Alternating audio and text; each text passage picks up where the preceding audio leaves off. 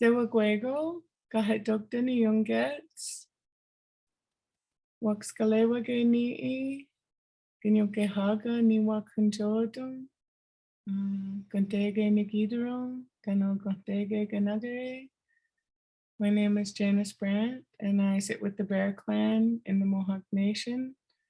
And I live and was born and raised in Tyendinaga Mohawk Territory, or as we like to call it, Kenhte. And so we are in conversation, and I'm going to be sharing a little bit about Indigenous Seed Sanctuary. And then I'll be joined by M.Ad.Ed and Rebecca Ivanoff, and we'll continue our conversation about how seeds empower communities. So I want to introduce you to Indigenous Seed Sanctuary and Learning Center. It was established in 2018 by Ratinenhayen thos as the lead organization and the Mohawks of the Bay of Quinte. And so we created the Seed Sanctuary in order to help us accommodate a seed collection that was being rematriated to us through the Sisters of Providence of St. Vincent de Paul in Kingston, Ontario. And we're very excited about the opportunity to possibly be able to accommodate and welcome these seeds back into our community. And so Ratinenhayen thos as a group helped to create the infrastructure and all of the things that we needed to get started on the Seed Sanctuary. And so we were able to establish it in the fall of 2018. And in April 2019, we received the seed collection of 300 vegetables, herbs, and flowers, many of them indigenous. And so that was really thrilling for our community, for our youth. And as you can see in the photos here, a lot of people of all different ages gathered around to support our first season with the seeds in 2019. And I want to tell you about what we've been doing and how things have been going since that time. And so I guess our priorities are of course taking care of a living seed collection. And we are talking about our work in the context of seed conservation and the preservation and protection of plant and seed diversity. So, so we sort of have three main goals, or three main components to our mission. And that is caring for the collection, but also providing seed-saving education and information to our community and surrounding communities, and to be an example of taking care of regionally adapted seeds. And so I guess the last part is rematriation itself, and that like the seeds were rematriated to us, we rematriate seeds to other people and groups. And in particular, Indigenous seeds is a big part of our focus. So this is the wampum belt, is called the Passing of the Seeds Wampum. It was created to mark this special event of the rematriation of the seeds back to our community. And we do call it a return. It is a return of our seeds to us, but it's also about truth, and it's also about reconciliation and healing. And there's a lot of spiritual connections that we have to the seeds. And we wanted to capture, the significance of this event and the importance of it to us and our community, and to the sisters, and to the Kingston Area Seed System Initiative, which is also represented on this belt. And so just briefly, you see two figures that are human-like, and so that represents the people and the lines of the line going along the middle of the belt that's central and connects the human beings together is the seeds, and that's why it's called the Passing of the Seeds Wampum. And in the center, there's what we call a mound, and we used mounds for planting traditionally, so it goes with our culture representation in this way. you see like this sort of mound, and then you see at the heart of it 2 of the purple wampum beads and 2 white beads that are representing seeds coming down into the hill. So what this talks about for us is that, or how we interpret it, is that it's not just that we're passing on seeds, we're passing on the information and the knowledge about the seeds and how to take care of them year after year and through the seed to seed cycle so that they're viable and healthy and, you know, the kind of seeds that we want to pass on and share with others. So this seed rematriation is something that is, you know, a fairly new conversation, but it's a conversation that's happening more and more as we look at Indigenous people in Canada, and we look at the call to action and all of the things that, you know, we're being educated about, you know, the circumstances of Indigenous people and the residential schools and such, and how all of those things were used to, I guess, sort of restrict us from practicing our culture and limiting our ability, like, to, I guess, practice our own identity. But historically, foods were withheld from Indigenous people. At one time, we had bountiful harvests and beautiful gardens, but through colonization and the loss of land, which links to the loss of culture and language, and being pushed off our lands, being restricted to where we could move about, you know, prohibited us in ways, different ways, like from sharing seeds with each other between different nations and such things like that. So the conversation of rematriation is really beautiful and really healthy, and it's really about restoring our connection to Mother Earth and to the seeds and to the diversity of life, which is the spice of life, you know. And I was raised that, you know, the Creator didn't make any mistakes. And so we're all really valuable in what is meant to be here in this world at this time. And it's time to make space for Indigenous people and for the recognition that many of the foods that we eat and use today come from North and South America. And so it's really good to be a part of this rematriation and setting up the seed sanctuary, but also to returning people to our original foodways, which we hope will, you know, promote health. It'll promote seed and food diversity and security in our regions and in our communities. So we're really thankful for the seed rematriation. And in order to make the belt, we did consultations with leaders and with experts in Haudenosaunee visual code, so that when we made this wampum belt, that it will be able to be read and understood long into the future by many generations of people. And many people came together to weave the wampum belt. People from Tyendinaga, from the Mohawks of the Bay of Quinte, some of the Sisters of Providence, and also the Kingston Area Seed System Initiative Board and some of their volunteers all joined in this process of making this wampum belt. So it has a lot of meaning and significance.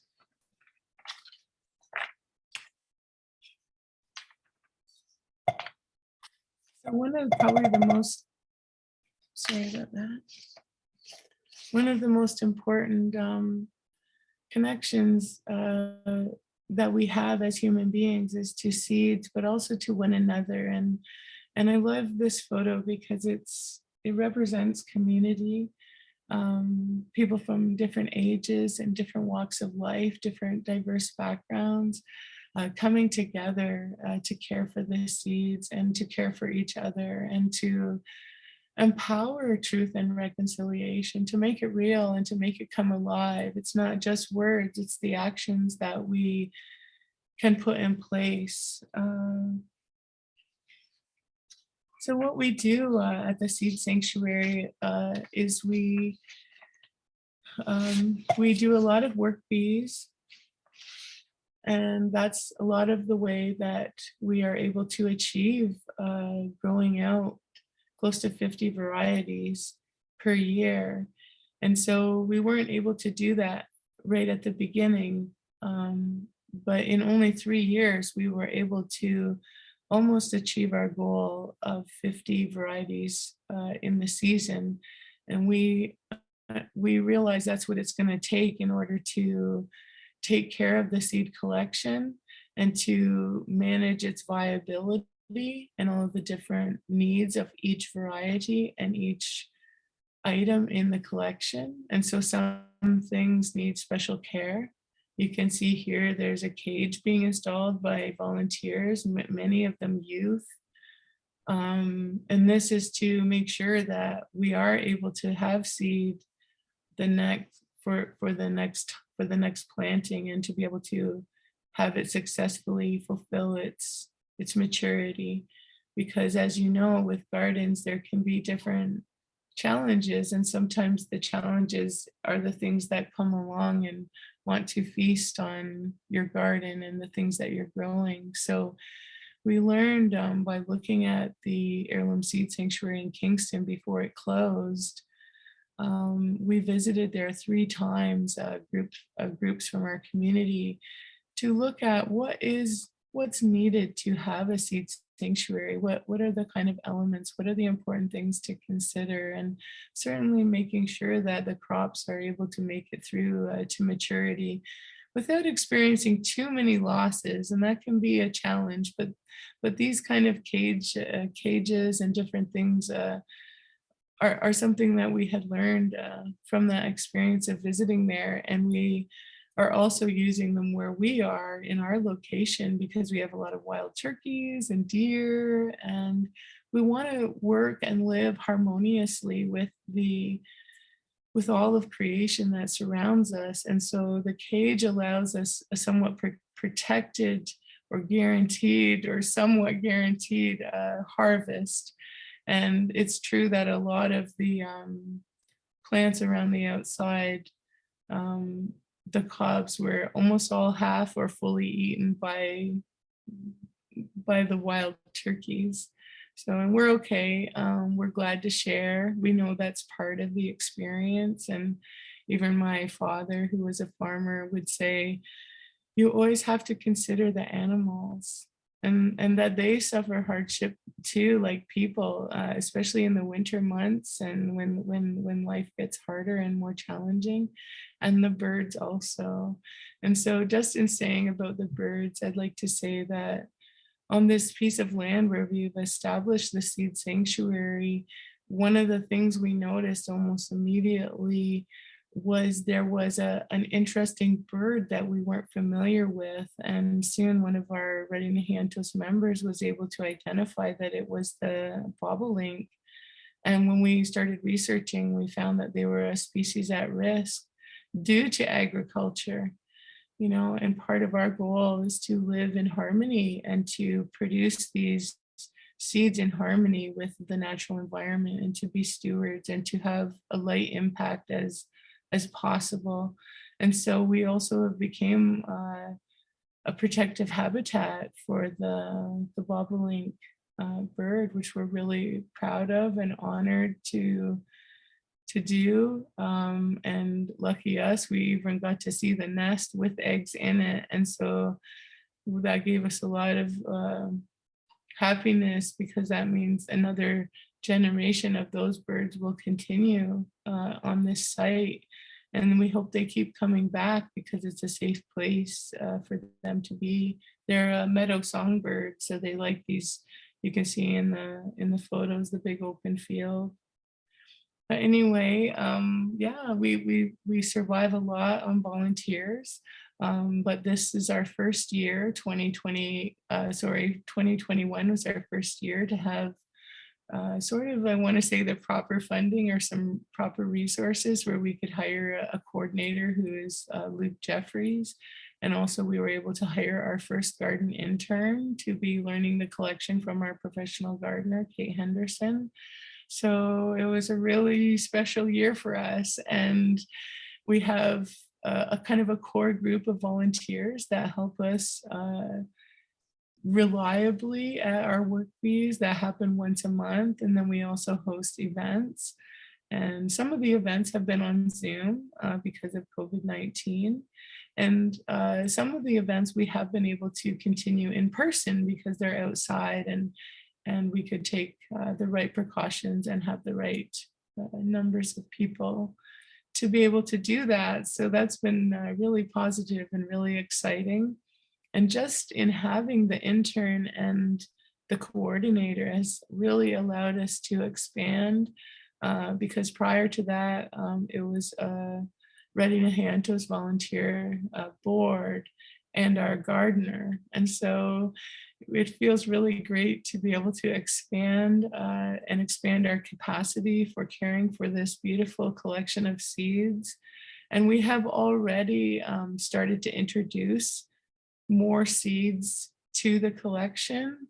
So we're not pushing and trying to do that quickly. We're going very slow, but we would like to, continue to grow the collection in number and to incorporate more Indigenous seeds, and especially seeds that are vulnerable, because not all seeds are plentiful. And some varieties are near extinction.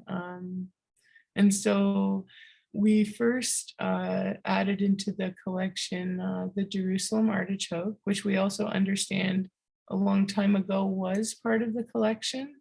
But like anything, sometimes there's times of decline and abundance and such. So the collection at one time, we understand the collection has been together approximately 45 years. So they're like a family, and we want to keep this family together and healthy and strong. But even in 20 years, I think approximately 100 items were let go from the collection for various reasons. It could have been disease or there's too many threats or whatever. And so we have a list of what those items were, and we can slowly start to reintegrate them back because some of those items still exist in our community already, still by traditional seed keepers and gardeners. So as a community and as part of the Mohawk Nation, we have a long history and background of agriculture.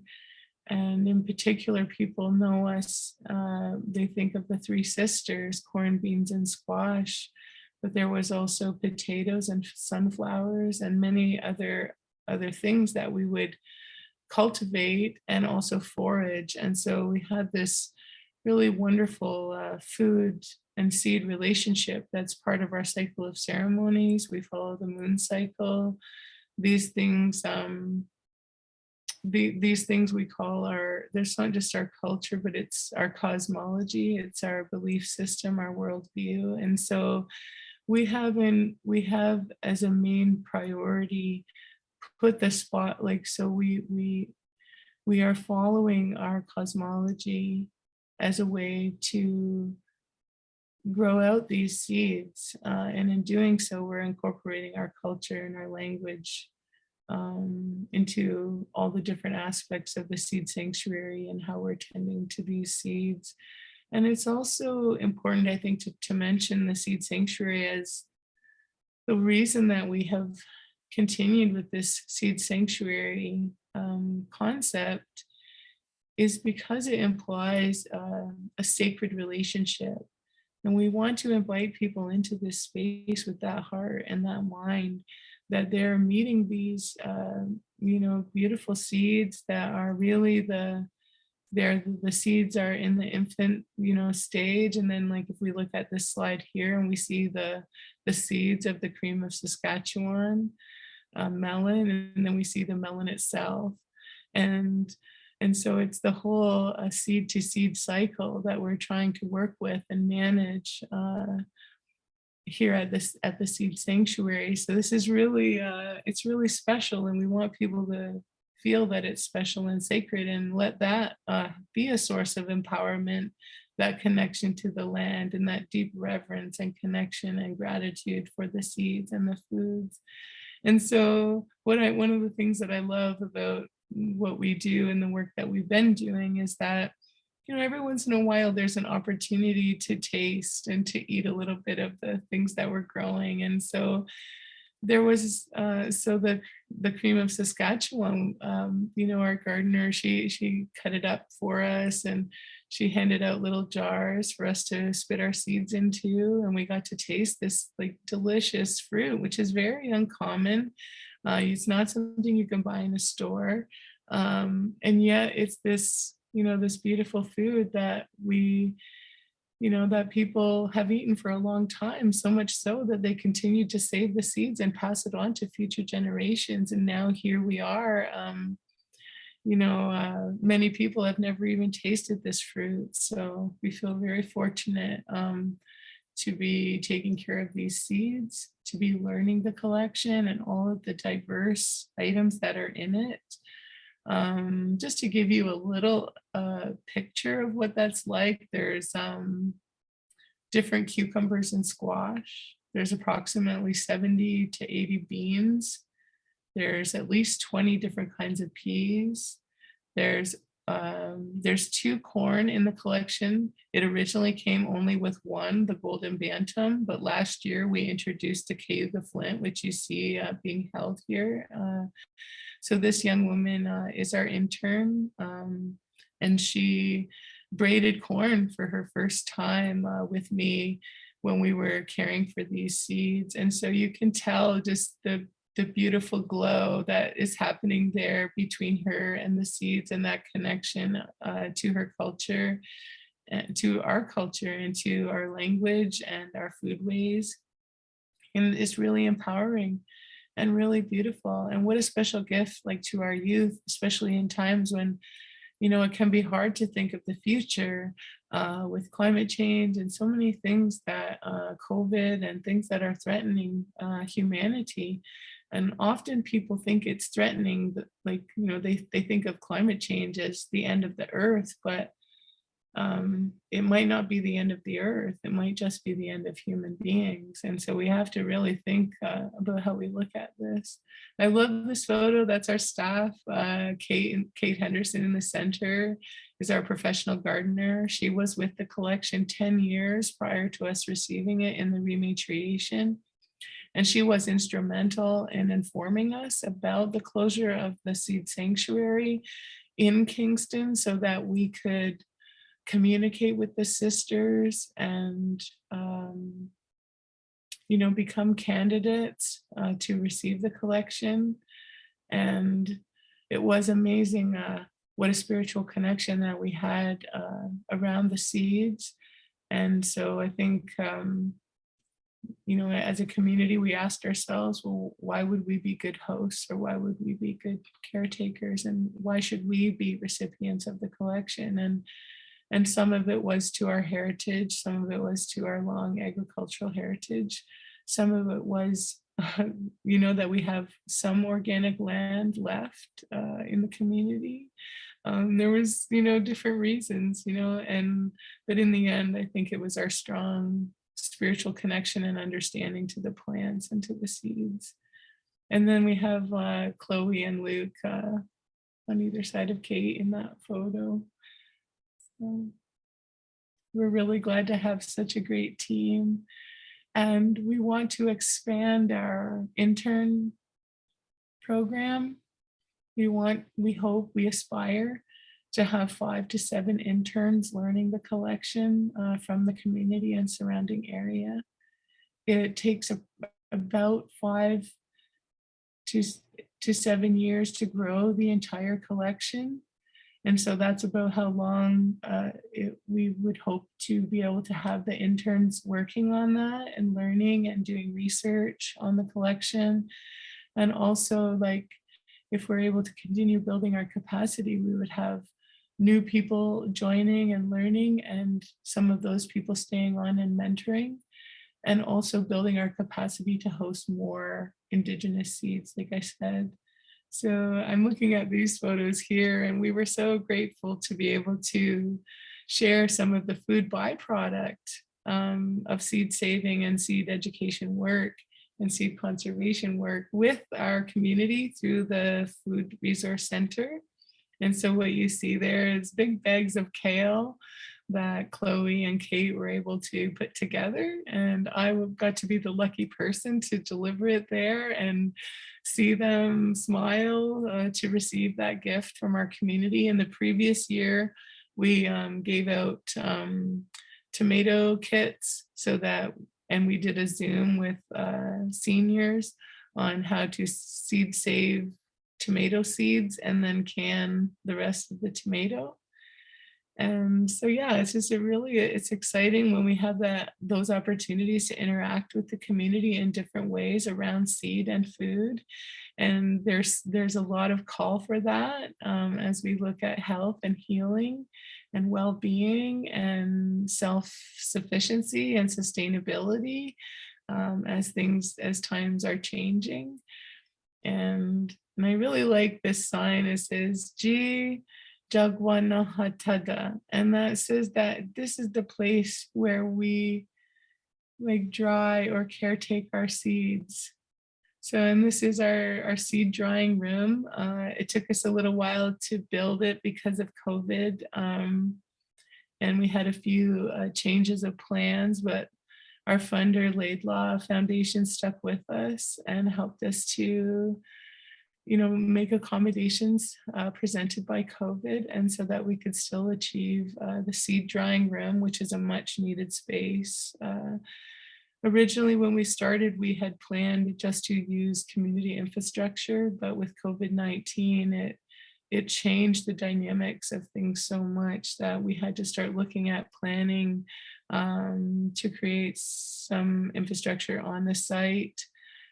To develop it just a little bit enough so that we could take care of the seeds properly and to take care of the collection. And we still have aspirations around that. Like we really badly need a greenhouse, and that's something that we're working on. And we also know that we need to eventually have a cold storage for overwintering root crops. And another thing is that we would like to have a proper building or facility for keeping the seeds. Right now we keep them at our library, which is beautiful. In our public library, they made a secure space for us there to house the seeds in the interim. But what we know is that seeds prefer it a little bit cooler than human beings do. So we find that maybe in time, the building might be too warm for a long-term housing of the seeds there. But that's all things that we're discussing and exploring and learning as we take steps forward. And mostly we're just really thankful that things are slowly coming together and people are hearing about our project. Even the Narwhal sent someone to visit us and talk to us, and they did a story about our seed conservation work so that we can help inform other people about how important this is and how we want to, make this more available to people. And we don't want to be the seed sanctuary for everyone. We want all communities to have something like this. We want to sort of be a role model for what's possible and how we can create local or strengthen local seed and food systems, how we can help with the environment by having more foods available locally without having to transport a lot of things, or just to have regionally adapted seeds so that they know how to grow in our climate. They know they're already, by being grown out year after year in a living cycle, they create the memory, they create the genetic understandings and ideas that they need to function at their best in our climate as it changes. Or so there's a lot of opportunity for climate adaptation for us and the plants in this process and by doing it. And so we hope that other communities will aspire to have a regionally adapted seed collection or a seed sanctuary that can help manage these things and help keep them strong and keep them viable, and to keep the seeds, I guess, in the hands of the community instead of in a faraway seed bank or a faraway seed storage, or because this is not about a seed bank. It's a living seed collection, and we're curating it, we're taking care of it, and we're growing it in a cycle that is, for us to be able to maintain them in a proper way. And and the result of that is seeds that we can share with others. The seed collection keeps back a certain amount of seed as we need to for the collection, and to make sure that we can, if we had a couple of bad seasons, that we can endure and sustain ourselves. So, and then all of that surplus, we rematriate to others, Indigenous organizations, or organizations working with Indigenous peoples and families. In one case, we worked with Sovereign Seeds. It's a fairly new organization that's for, I believe, Ontario, Quebec, and Manitoba, to help support Indigenous seed initiatives. And so we were able to work with them, and we introduced to the collection the Dwayne Baptiste bean, which is a popular bean amongst the Haudenosaunee. So not just Mohawk people, but all of the Six Nations Confederacy use this bean. And through time, it had been preserved here in this community. And even though it's available in other places, the Seed Savers Exchange had collected a sample of that seed and had maintained it. And in 2019, they sent about a pound, I would say, or maybe a little more than a pound of Dwayne Baptiste beans up here to our community. And that was also in part through Rowan White, Steve McCumber, and Mary Arquette. And we had an event that fall, and so we shared those seeds with all the people. And then we also grew that seed at the Seed Sanctuary in 2020. And, the result was excellent. We had at least 3 liters of seed that we could then, equip the Seed Sanctuary with the seed. And then we also gave seed back to the person that had grown it out from the other seed rematriation. And then we rematriated seed back to Sovereign Seed that they could then share to their connections. And so this makes it really, it's local and regional, and yet in some ways it's much bigger than that. When we are able to rematriate seeds, because the reality, I think, for a lot of Indigenous people is that we don't have, it's not just we don't have access to these in quantities for eating. And so it's really important to get people growing and saving the seeds so that soon everyone will have a jar of beans in their cupboard that they grew and saved the seeds from and know how to save the seeds from. And so it's reviving our cultural ways, because before the Seed Sanctuary and before colonization, seeds were in the houses and families of the people, and the stories, the songs, the dances, the celebrations, they were taught by the family about that seed and then passed down from generation to generation. And that's how many of them made it through to this time. And then also because other farmers, settler farmers, saw these amazing seeds and crops, and they started adopting them as well. And because of that, many of them are, there's quite a bit that's still here, even though we have lost quite a bit of diversity as well. But there's a really great feeling in being able to package up those seeds that were cared for so well and had so much good energy put into them, and then to share that out to other people and give them the opportunity to do the same and to increase their own food security, or at least have more local food for their family, especially in these times. So So I guess we're coming close to the end of this presentation, and I hope I've hit on some of the really important things. And if not, maybe when Aber and Rebecca join, we can discuss some of this more. But all of this is very empowering to Indigenous people to reconnect with our food system, to reconnect and hold our seeds, and to even care for them is really special. So this slide here, seed rematriations across Turtle Island, myself, just in the last few years, this is what I've experienced. And so I wanted to show that this is happening and it's becoming,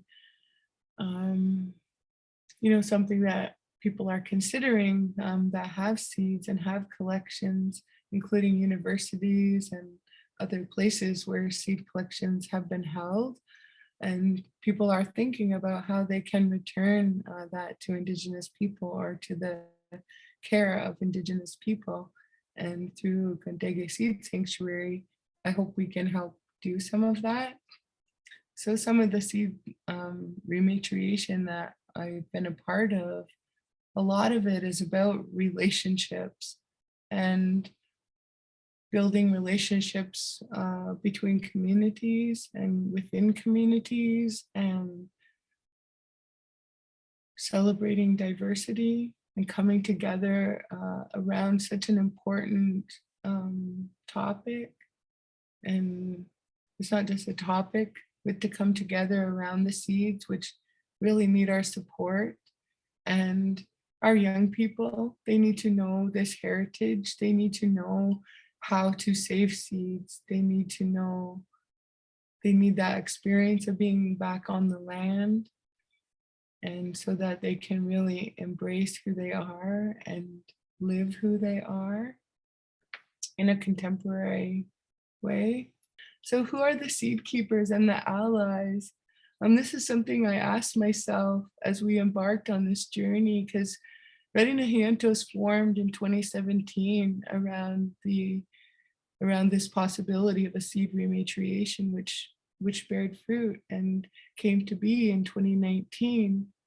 And so when we started to take this journey, I think we felt like, what, everybody is going to want to get behind this. Everyone is going to support it. Everyone is going to help us. And it's coming together.